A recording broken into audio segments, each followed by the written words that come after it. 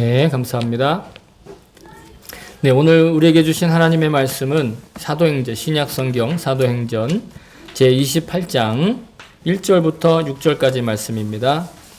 신약성경 사도행전 제28장 1절에서 6절까지 말씀, 찾으신 분들은 본인의 성경을 들고 자리에서 일어서 주시기 바랍니다.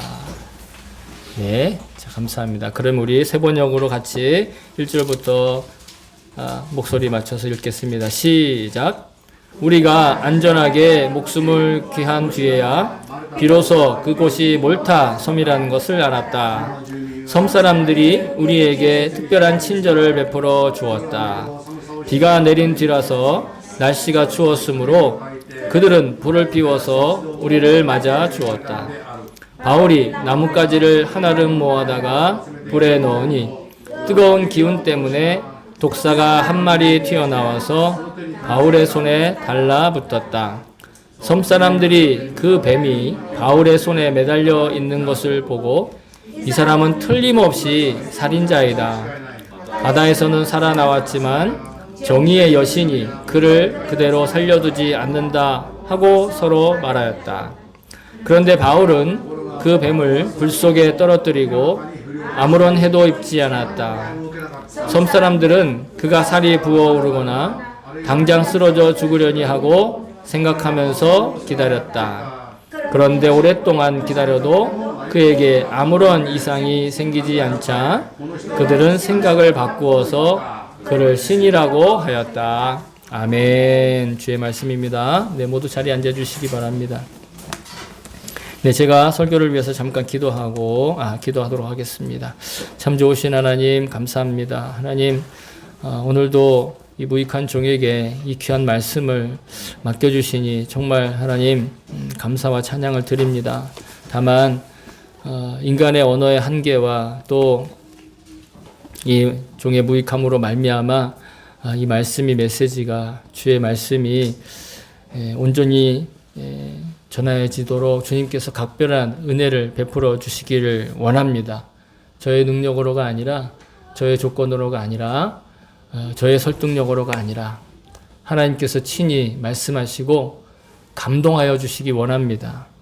우리가 이해에 또 지식의 그런 시간이 아니라 주님께서 허락하시는 감동의 시간, 감격의 시간, 은혜의 시간 될 수 있도록 주님 역사하여 주시옵소서. 그래서 저에게 역사하셨던 또 감동하셨던 주님께서 지금 이 자리에 주님께 예배드리는 하나님의 사랑하신 성도들에게도 마찬가지 똑같은 감동과 은혜의 역사 있게 하여 주시옵소서. 성령 충만하게 하여 주시옵소서. 감사드리며 예수님의 이름으로 기도합니다. 아멘. 할렐루야. 주의 이름을 찬송합니다. 아멘. 네, 지난 주일엔 제가 이스라엘에 돌아온 그 당일날 또 오후에 같이 예배를 드렸습니다. 그러면서 이스라엘에 있었던 이야기보다는 주의 말씀, 주어진 말씀을 바로 전해드렸습니다. 그러면서도 이스라엘에서 주신 그 현장성의 감동을 여러분과 함께 나눌 수 있었습니다. 바울이 그렇게 가이사랴의 감옥에서 듣던 파도 소리, 그리고 그 파도 소리 너머에 로마를 향해 가다가 폭풍을 만났죠. 그리고 이제 이탈리아 남부에 있는 시실리 섬의 그 밑에 또 몰타라고 하는 섬에 다 구조가 되었습니다. 한 사람도 정말 바울이 예언한 것처럼 단 한 사람도 빠짐없이 모두 구원을 받았습니다. 하나님은 그때뿐 아니라 지금도 있잖아요. 우리들을 세우시고 사명자들을 세우시고 또 하나님의 사람들을, 일하는 사람들, 또 하나님의 말씀을 전하는 사람들을 보내시고 세우셔서 단 한 사람도 멸망하지 않고 모두가 다 구원에 이르기를 원하는 그 마음을 지금도 여전히 우리에게 보여주시고 드러내시고 나타내고 계신 줄로 믿습니다. 저와 여러분이 그렇게 하나님께서 이 세상을 사랑하셔서 나타내시는 증언자로, 증인으로, 또 증거품으로 온전히 설 수 있기를, 또 살아갈 수 있기를 다시 한번 주의 이름으로 여러분을 축복합니다. 자, 바울과 그 죄인 수송선이죠. 정확히 말하면 죄인을 수송하던 그 배가 드디어 몰타 섬에, 모든 배는 다 깨졌지만 그 배에 있던 사람들이 다 몰타라고 이름하는 섬에 도착을 했습니다. 그러면서 그 주민들이 매우 친절한 사람이었다, 이렇게 얘기를 해요. 그래서 우리 성경에는 섬 사람들 이렇게 표현이 돼 있잖아요. 그러면 여러분 그 분위기가 매우 이렇게 누추한 옷을 입고, 그죠? 섬 사람들이라고 하면 느낌에 좀 약간 가난하고 또 못 배우고 학력이 좀 없고 이렇게 생각하실지 모르겠어요. 개역 성경은요, 원주민이라고 돼 있어요. 원주민이라고 하면 더 그렇죠. 놀라지 마세요. 그 전에 개역 성경이 개정되기 전에 개역 성경은 뭐라고 표현하냐면 토인이라고 표현해요. 원고에 없는 표현인데 토인. 그러니까 어떻게 보면 정말 이렇게, 예? 사람의 어떤 그 생식기 주요 부분만 갖다 가리고 완전히 맨몸으로 살고 있는 듯한 그런 느낌이 딱 들잖아요. 근데 여러분 실제로 몰타섬에 살던 사람들은요, 굉장히 지식 수준이 높은 사람들이었어요.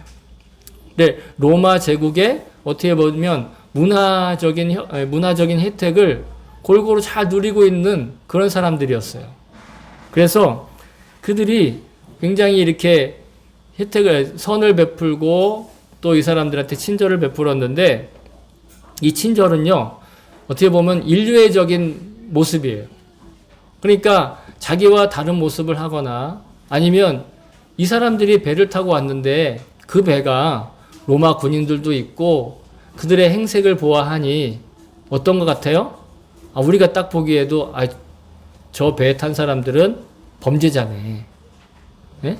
범죄자가 지금 조난당해서 우리 섬에 도착했네. 그러면 흔히들 그냥 내버려둬도 돼. 이렇게 생각할 수 있을 거예요. 그냥 상식적으로는. 근데 그들은 굉장히 그런 사람들에 대해서, 어려운 사람들에 대해서 배척하지 않고 또 그 사람들을 내버려두지 않고 도와줬다라는 거예요. 불도 피우고 젖은 옷도 말리게 해주고, 그리고 아마 직접적으로 나오진 않았지만 이 아침나절이었기 때문에 식사도 제공했을지 모르겠어요. 어쨌든 조난당한 사람들이 무트로 올라오니까 이 사람들에게 불도 피워주고 챙겨주고 도와주고 보살펴주고 이렇게 했다는 거죠. 굉장히 수용적이고 포용적인 마음으로 그들을 맞아들였어요. 그런데 그 아침의 분위기를 한번 생각을 해보세요. 그냥 이 사람들이 지친 나머지 쓰러져 있는데 아무도 도와주지 않고 그냥 정적한 그런 모습이 아니라 한 사람이라도 더 이 사람들을 따뜻하게 하고 보호해 주려고 옷도 갖다 나르고 불도 피우고 혹은 먹을 것도 갖다가 나르고 하면 얼마나 막 북적북적하고 번잡하고 그런 상황이었겠어요. 그때 오늘 본문은 누구의 행동에 주목을 하는가 하면 사도 바울의 행동에 주목하고 있다라는 거예요. 그러니까 우리가 그런 어떤 행간을 읽어보면, 이 글 중간에 어떤 분위기들을 읽어보면 그렇게 막 서로 도와주고 있고, 어떻게 보면 물에서 곧 올라온 사람들은 지치고 피곤해서 어떻게 있겠어요? 그냥 그 불 옆에 그 섬 사람들이, 섬 주민들이 도와주고 보살펴주고 하는 것을 그냥 이렇게 잘 누리고만 있었겠죠. 근데 사도 바울은 그것을 누리기만 하지 않고 자기가 나서서 불을 피우는데 나뭇가지도 놓고 불 피우는 일에 함께 동참했다라는 거예요. 즉 자기도 지금 보살핌을 받아야 되는 사람이고 자기도 지금 누군가에게 어떻게 보면은 도움을 받아야 될 처지인데도 불구하고 그가 함께 그 어려운 상황에서 같이 불을 피우는데 이렇게 도와주다가 독사에게 물리기까지 하는 그런 상황이었다라는 것이죠. 저는 이 사도 바울의 모습을 보며 이 땅에 참 험난한 세월을 지내고 있고 참 시대적으로 많은 어려움을 겪고 있는 이 땅의 그리스도인들이 가져야 될 태도를 바울을 통해서 하나님이 우리에게 가르쳐주고 계신 것은 아닌가 그런 느낌을 받았습니다. 바울은 이 땅의 그리스도인들이 어려움을 겪고 있는 사람들과 함께 있을 때 어떻게 행동할 수 있는가? 아니, 어떻게 행동해야 하는가가 아니라, 잘 들으세요. 어떻게 행동할 수 있는가? 하나님은 우리에게 어떤 은혜를 주셨는가? 그걸 보여주고 있다는 거예요. 의무감을 가지라는 것이 아니라 정말 은혜에 넘치는 사람은 어떻게 행동하는가를 바울을 통해서 우리가 확인할 수 있다는 거예요. 우리는 은혜를 먼저 사모해야죠. 그러면 우리는 어떻게 행동하게 되는가? 바울처럼 행동하게 된다는 거예요. 좀 딴 얘기인데 많은 사람들이 메시아가 올 것에 대해서 이야기하고 재림주에 대해서 이야기를 할 때 어떻게 다들 얘기를 하냐면 뭔가 큰 대단한 능력을 보여주고 뭔가 치유의 능력과 뭐 기도 한번 하면 문제가 해결되고 뭐 사람들이 막 환호하고 뭐 어떤 사람들이 막 몰려다니는 그런 모습을 상상할지 모르겠습니다. 능력을 과시하는. 그죠? 메시아라면 능력을 과시해야 돼. 메시아라면 뭔가 좀 뽐때를 보여줘야 되고, 메시아라면 하여튼 뭔가 사람들을 홀릴 만한 뭔가 매력이 있어야 돼. 뭔가 매력적인 사람이어야 돼. 라고 생각할지 모르겠어요. 재림주라고 한다면. 요즘에 한국에서 굉장히 이렇게 좀 안 좋은 다큐멘터리가 나와가지고 사람들 마음을 불편하게 한다고 하는데, 거기에 보면 그 재림주들이 다들 그렇잖아요. 뭔가 이렇게 사람들을 이끄는 카리스마가 있고, 뭔가 사람들의 뭔가 마음을 확 홀릴 만한 뭔가가 있고. 여러분, 근데 성경은 뭐라고 하는지 아세요? 성경이 우리에게 메시아가 어떤 존재이고 재림주가 어떻게 나타나는지 얘기하는지 혹시 여러분 아십니까? 아실 거예요. 이거 보면 아실 거예요. 이사야서 53장 3절에 나와 있어요. 그는 여기서 메시아를 뜻해요. 재림주를 뜻해요. 하나님이 구별하신 사람을 뜻해요. 그런데 어떻다고요? 그는 멸시를 받아 사람들에게 버림받았으며 간고를 많이 겪었으며, 이 간고란 고생을 많이 했다는 거예요. 질고를 아는 자라. 고생을 너무 많이 하고 아주 질척거리는 인생을 살았기 때문에 마치 사람들이 그에게서 얼굴을 가리는 것 같이, 즉 쳐다보지도 않는다라는 거예요. 멸시를 당하였고 심지어는 우리도 그를 귀히 여기지 아니하였도다. 믿는 사람들조차도 그 사람 매력 없는 사람으로, 능력 없는 사람으로, 여기는 그 사람으로서 메시아가 나타나고 재림주가 우리에게 온다는 거예요.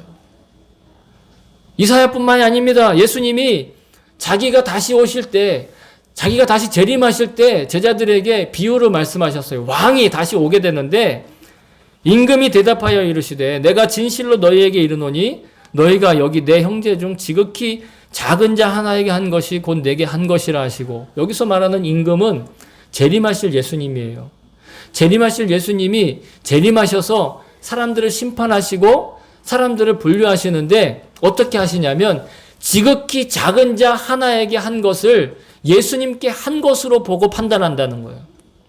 우리에게 관심은 어디에 있어요? 지극히 작은 자가 아니라 지극히 큰 자에게 있잖아요. 지극히 돈 많은 자에게 있잖아요. 지극히 권력 있는 자에게 있잖아요. 내 편이 그 권력을 갖기를 원하지 않아요? 내 편이 그 지극히 작은 자가 되는 걸 원치 않잖아요. 심지어 그리스도인들조차도. 그러니까 재림주가 뭔가 능력을 나타낸다. 재림주가 뭔가 매력이 있다. 저 사람에게는 뭔가 특별한 게 있어. 라고 하면 그냥 넘어가는 거예요. 근데 여러분 성경을 보세요. 재림주는 그렇게 사람들의 주목을 받으며 매력적인 존재로 인정과 능력을 받으며 나타나지 않는다는 거예요. 이 뜻은 무엇이냐? 그러니까 앞으로 못난 사람 쫓아다녀라.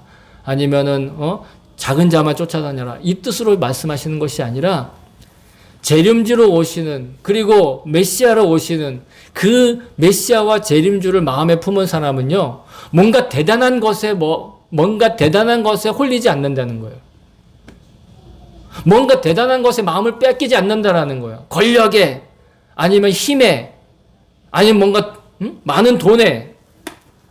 오히려 지극히 작은 자와, 오히려 멸시당하는 자와, 아니면 매력 없는 그러한 평범한 삶에 충실한다는 거예요. 마치 바울이 자기도 보살핌을 받아야 되는데 그 보살핌을 받는 사람들과 함께 그 사람들을 돕는 입장에 있는 것처럼. 따라서 이 시대에 아픔이 있습니까? 그러면 함께 아파하는 사람. 이 시대에 슬픔이 있습니까? 그러면 그 슬픔에 주목할 수 있는 사람. 그 사람이 바로 그리스도인다운 그리스도인이요. 그 사람이 은혜 받은 사람이라는 거예요.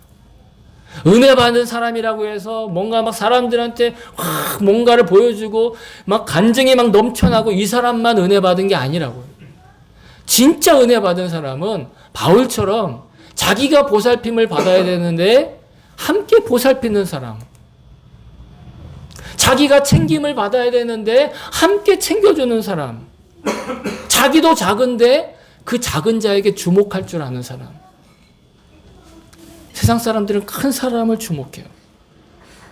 세상 사람들은 세상에서 뭔가 자랑할 만한 것이 많은 걸 주목해요. 그러나 은혜 받은 사람은 그거 그렇게 주목하지 않는다라는 거예요. 이사야가 말한 고난을 받아 버림받고 고통을 당하는 자나 예수님이 말씀하신 지극히 작은 자라 사람들이 주목하지 않는 사람, 대단한 능력을 과시할 수 없는 너무도 평범하고 일상적인 사람일지 모르겠어요. 그 사람들이 평범하지 않은 사람이 아니라 오히려 그 사람들이 평범하다는 거예요. 왜? 평범한 사람은 주목하지 않아요. 평범한 사람들은 사람들에게 인기가 없어요. 평범한 사람은 능력을 과시할 줄도 몰라요.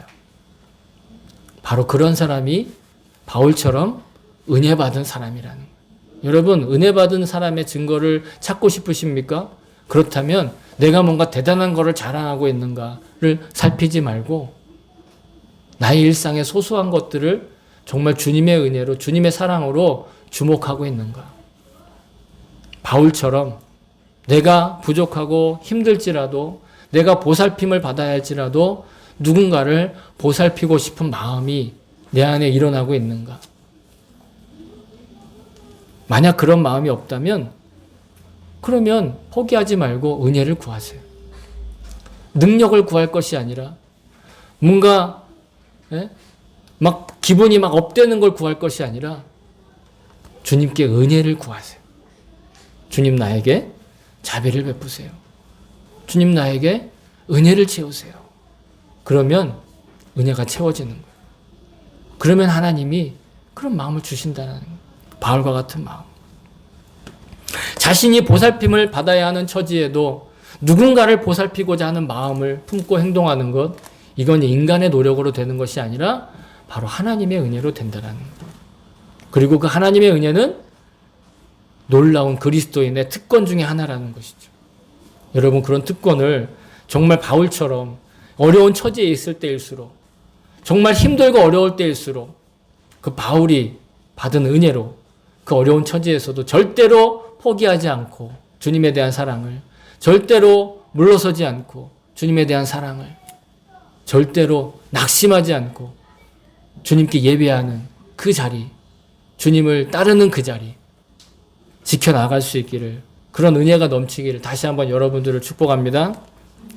자, 이렇게 바울이 자기가 보살핌을 받아야 되는데도 보살펴주는 그 자리에 있는데 좀 별로 달갑지 않은 사건이 일어나요. 그게 뭐죠? 독사가 그 손을 문 거예요. 여러분, 만약에 우리가 입장 바꿔서 자, 주님께 은혜를 받았어. 그래서 내가 보살펴줄 사람을 보살펴주고 있어. 그런데 더 오히려 어려운 일이 생겼다. 독사가 무는 일이 생겼다. 그럼 마음이 어떻겠어요? 낙심되겠죠? 나 왜 이렇게 살지?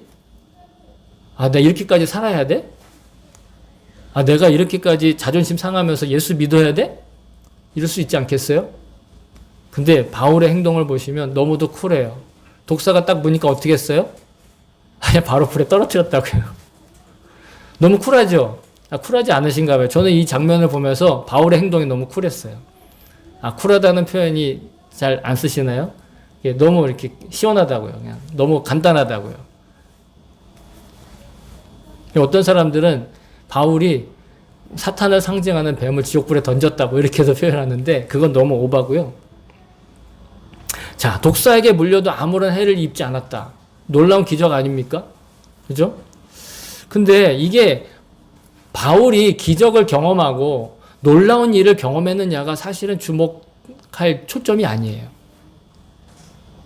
오히려 그 뒤에 사람들이 어떤 반응을 했느냐가 더 초점인데, 근데 저는 바울이 이 독사에 물렸는데 아무런 해를 입지 않았다라는 이 구절을 보면서 떠오른 한 가지 구절이 있어요. 그게 바로 예수님께서 승천하시기 전에 하셨던 말씀 가운데 마가가 기억하고 기록해 놓은 말씀이에요. 이게 여러분 현실에서 실제로 있을까 없을까 모르겠지만 이런 일이에요. 믿는 자에게는 이런 표적이 따르리니 뱀을 집어 올리며 무슨 독을 마실지라도 해를 받지 아니하며 병든 사람에게 손을 얹은 즉 나으니라. 아멘. 아멘이십니까? 여러분도 뱀을 집어 올리시죠? 독을 먹어도 아무런 해가 없죠? 표정들이 굳어가고 계세요. 병든 자에게 손을 얹었더니 막 낫죠? 여러분들은 감기약 안 먹잖아요. 병원 안 가잖아요. 손 한번 넣으면 되니까. 농담인 거 아시죠? 역설적인 이야기입니다. 자, 여러분 물론 우리가 예수 믿는다고 말하고 예수 믿는다고 결단하고 은혜 받았다고 내가 뭐 말만 하면 막 자판기에서 음료수 나오듯이 막 이런 기적들이 막 일어나고 그러진 않아요. 자동적으로 그런 일들이 막 생기진 않습니다. 그런데 여러분 저는 그건 믿어요. 분명히 예수 믿으면 기적이 일어나요. 아멘? 일어났어요. 여러분들도 경험했을 거예요. 그죠? 매일은 아니지만 뭐 할 때마다는 아니지만 분명히 하나님은 우리에게 기적을 일으켜 주세요. 있어 왔고 오늘날도 일어나고 있고 앞으로도 일어날 것이에요. 그런데 여러분 저는 아까도 말씀드렸다시피 바울에게 일어난 그 일보다 더 중요한 일이 그 뒷구절에 있는데 그 구절에 우리가 초점을 맞춰야 된다고 봐요. 바울에게 일어난 일은 사실 우리가 주목하고 놀랄 만한 기적이 아니라는 거예요. 오히려 그 뒷구절, 즉 4절부터 6절에 기록된 몰타 섬들이 바울을 보고 나타낸 반응과 태도라는 거예요.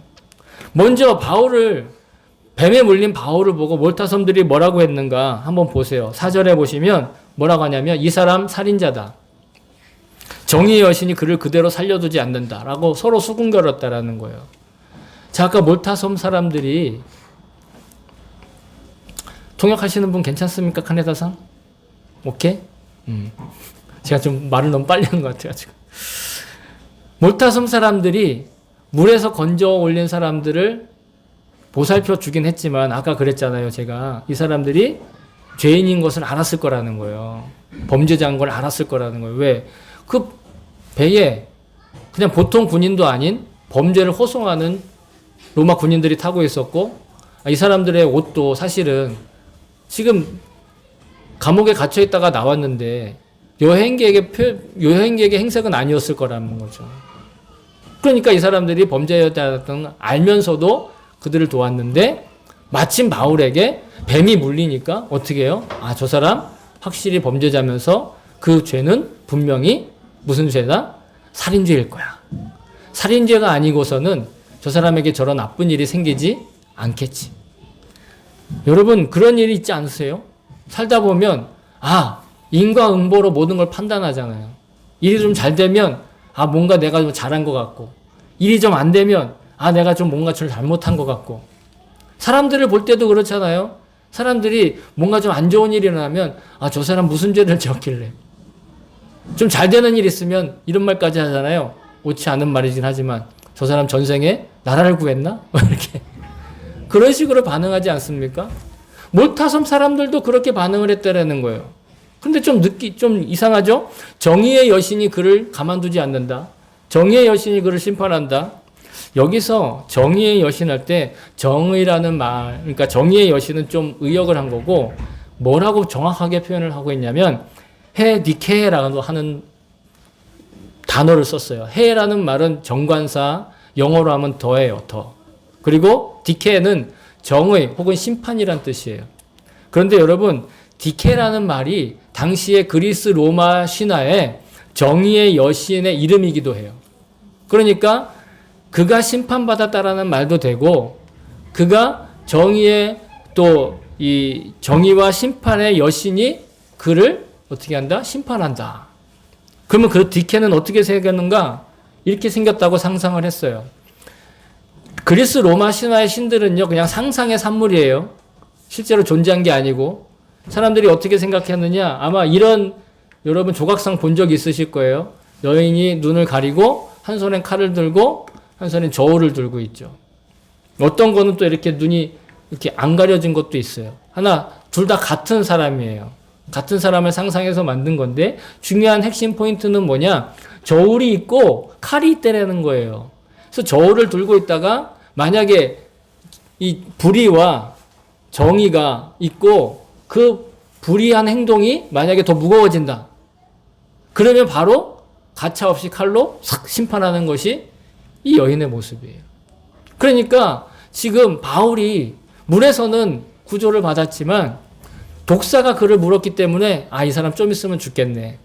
그러면 그는 반드시 사람을 죽인 살인죄가 있었기 때문에 정의의 여신이 심판하시는 거야. 라고 얘기한다는 건 이 사람들의 지금 사고방식에 뭐가 있는 거예요? 그리스 로마 신화의 사고방식으로 이 사태를 보고 있다는 거예요. 당시 그리스 로마 신화는요, 로마 제국의 혹은 헬레니즘 문화의 가장 선진적이고 진보적인 생각이었다라는 거예요. 지금 우리가 보기에는 말도 안 되잖아요. 그냥 재밌는 이야기 중에 하나잖아요. 그런데 당시에는요, 세계를 보는 가장 혁신적인 세계관이 그리스 로마 신화였다라는 거예요. 그러니까 사도 바울에게 일어난 일이 이 사람들이 정의의 여신이 심판할 거야 라고 말하는 건 옛날 생각이 아니라 그때 당시에 가장 사람들에게 인기가 많은 사고방식이었다라는 거예요. 오늘날 여러분들이 가지고 있는, 우리가 가지고 있는 사고방식은 또 어때요? 우리 각자가 나는 요즘에 가장 선진적이고 가장 진보적이고 가장 나이스하고 사람들 중에 가장 내가 그래도 가장 지혜로워 라고 생각하는 최신 시대정신 이런 것들로 자기 마음이 있으면 좀 편안하지 않으세요? 그렇게 세상을 바라보고 있지는 않으세요? 시대마다 그 시대를 주도하는 시대의 정신이 있었어요. 가치관이 있었고 사고방식이 있었어요. 몰타섬의 사람들은 그렇게 사도 바울을 보고 있었다라는 거예요.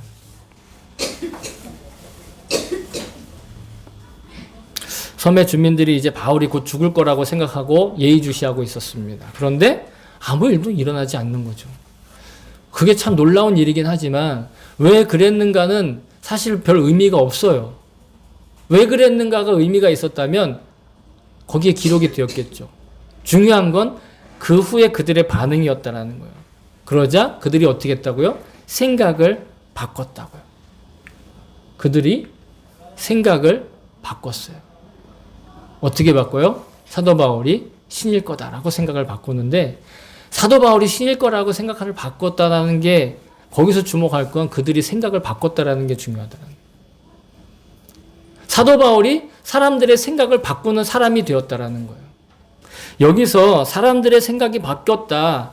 여기서 바꾸다라는 말이 메타발로메이라고 하는 그리스어를 쓰고 있어요. 헬라어. 고대 그리스어를 헬라어라고 부릅니다. 메타발로메이는 좀 길게 이야기하자면 지속적으로 자기 위치를 떠나다 뜻이에요. 떠나다 그러면 한 번의 일인데 왜 지속적으로라고 얘기하지? 그러니까 떠난 상태를 계속 유지한다는 거예요. 다시 말해서 메타발로의 원어는요. 메타발로라는 말이에요. 메타발로라는 말. 뭐냐면 자리에서 벗어난다는 뜻이에요. 다시 말해 이 사람들의 가장 선진적인 시대 정신이 뭐라고요? 그리스 로마 신화라고요. 그 그리스 로마 신화에 갇혀있던 그 사람들의 생각이 그 생각에서 벗어나서 그 생각에서 떠나서 다른 생각으로 옮겨갔다라는 거예요. 저는 이 구절을 묵상하면서 이렇게 생각을 해봤어요. 사도 바울은요, 자신이 겪은 고난이나 환난이나 어려움이나 그리고 자신의 의지와 상관없이 겪게 된 이 부정적인 환경에서도 흔들림 없이 자기의 사명을 지켜가는 거예요. 자기의 은혜를 붙들고 있는 거예요. 그랬더니 그 모습을 보던 사람들이 오히려 사도 바울의 생각을 바꾸지 않고 그 은혜 받은 사람으로 인하여 구원받지 못했던 사람들이 생각을 바꾸게 됐다라는 거예요.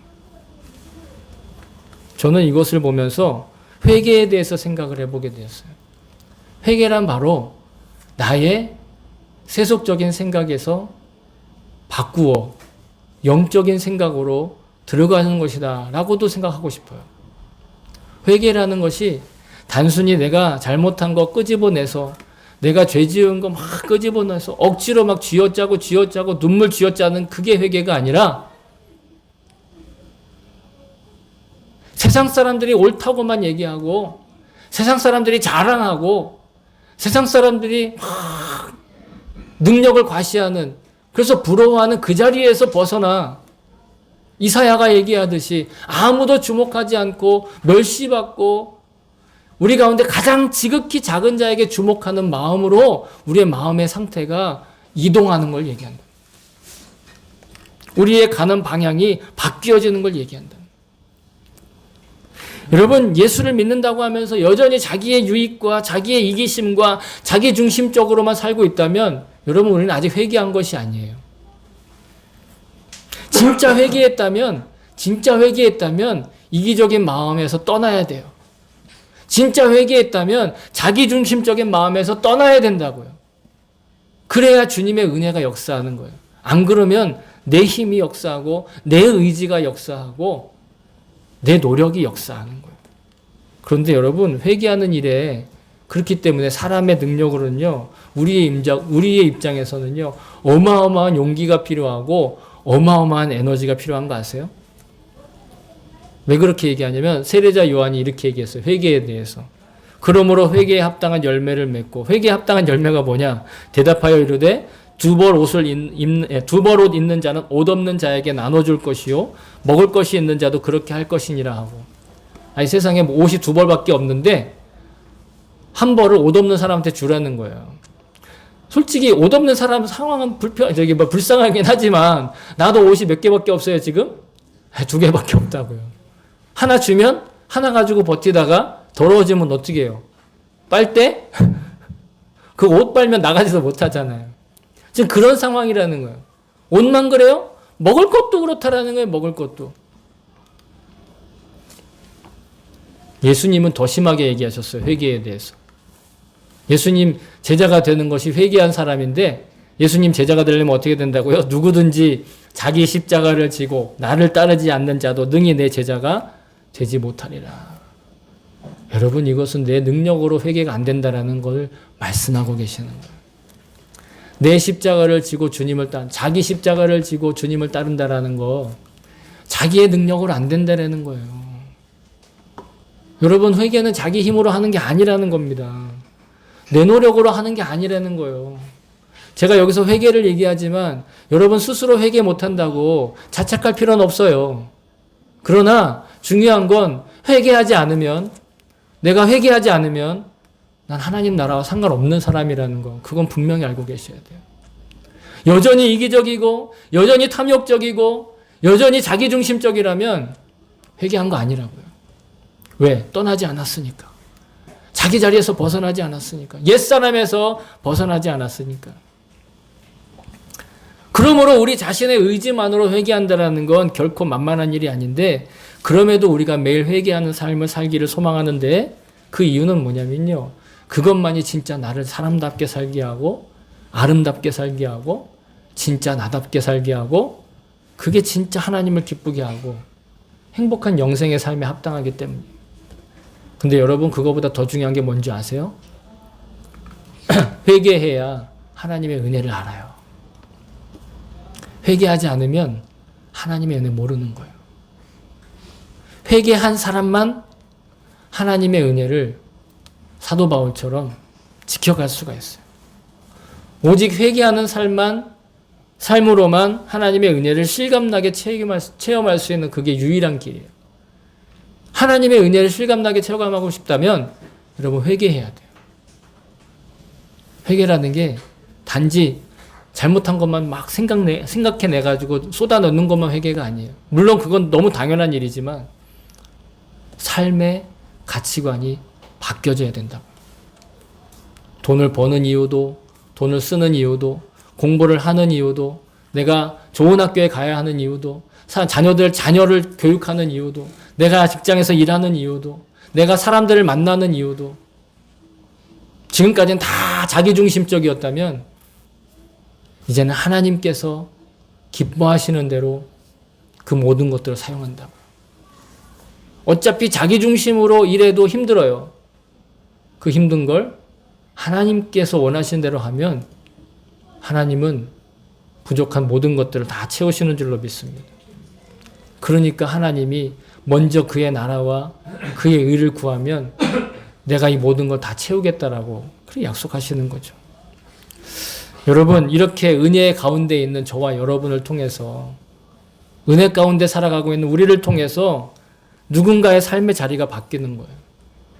누군가 자기의 자리에서 벗어나 정말 멸망으로 가던 그 자리에서 벗어나 영생으로 가게 되는 거예요. 저와 여러분의 작고 사소한 그 말 한마디, 사람들에게 매력적이지 못하지만 분명한 그 생명력 있는 말 한마디, 행동 하나, 눈인사 한 번으로 그 주님께서 구원하시기로 작정하신 그 누군가가 은혜의 이 자리로 다시 나오게 될 줄로 믿습니다. 저와 여러분이 뭔가 대단한 성과나 성공의 경험을 갖고 사람들한테 막 자랑하고 간증하고 해야만 이 세상 돌아오는 것이 아니에요. 여러분, 세상을 돌아오게 하는 분은요, 하나님이세요. 우리의 간증이, 우리의 능력이 세상을 돌아오게 못해요. 그러니까 우리는 기도하지만 주님, 이 세상에 이 땅에 1천만의 예배자들을 세워주십시오 라고 기도하지만 그 1천만의 예배자들을 세우는 건 우리가 아니라니까요. 우리의 기도가 아니에요. 하나님이 그렇게 하실 거예요. 다만 우리가 기도하면 우리는 어떻게 한다고요? 그 상에 숟가락을 얹을 수 있는 거예요. 우리의 기도는 그런 작은 겨자씨와 같은 믿음의 행동이라는 거예요. 다만 우리가 예수님께 연결되어 있는, 예수님께 붙어 있는 가지가 된다면 그 하나님께서, 예수님께서 우리를 통해 역사하신다라는 거예요. 예수님 말씀하셨어요. 내 안에 거하라. 나도 너희 안에 거하리라. 가지가 포도나무에 붙어 있지 아니하면 스스로 열매를 맺을 수 없음 같이 너희도 내 안에 있지 아니하면 그리하리라. 나는 포도나무요 너희는 가지라. 그가 내 안에, 내가 그 안에 거하면 사람이 열매를 많이 맺나니. 아멘. 사랑하는 성도 여러분, 바울은 자신도 보살핌을 받아야 하는 처지에 있었지만 그도 타인을 위해 헌신하는 자리에 설 수 있었습니다. 바로 자기를 부인하고 자기 십자가를 지고 예수를 따르는 은혜 가운데 있는 제자였기 때문입니다. 성공이나 성취의 결과를 자랑하는 대신에 그저 자기의 사명을 따라 사명에 맞는 행동을 하였을 뿐입니다. 여러분, 이것이 순종이고 이것이 거룩한 경건의 능력입니다. 그리고 무엇보다 이게 주님의 은혜입니다. 바울의 순종으로 말미암아 그리스 로마 신화의 세계관으로 이 세상을 이기적이고 탐욕적으로 이해하던 이들의 삶의 자리가 온통 뒤집혔습니다. 그리고 세속적인 상식이었던 신화의 세계관으로 연결된 길을 하나 둘씩 떠나기 시작합니다. 저와 여러분도 바울처럼 이 땅에 새로운 영적인 생명수 강이 흐르는 길을 낼 수 있습니다. 우리 그리스도인은 세속의 가치관이 열망하고 갈망하는 그 욕망의 자리에서 벗어날 수 있는 걸, 벗어날 줄 알아야 합니다. 그리고 일상에서 주님과 동행하고 주님을 따르며 자신의 영혼이 지금 주님께 연결되어 있음을 잊지 않고 살기를 정말 여러분 소망합니다.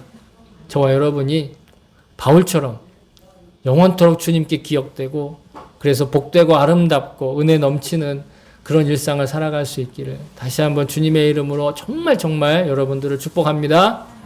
아멘.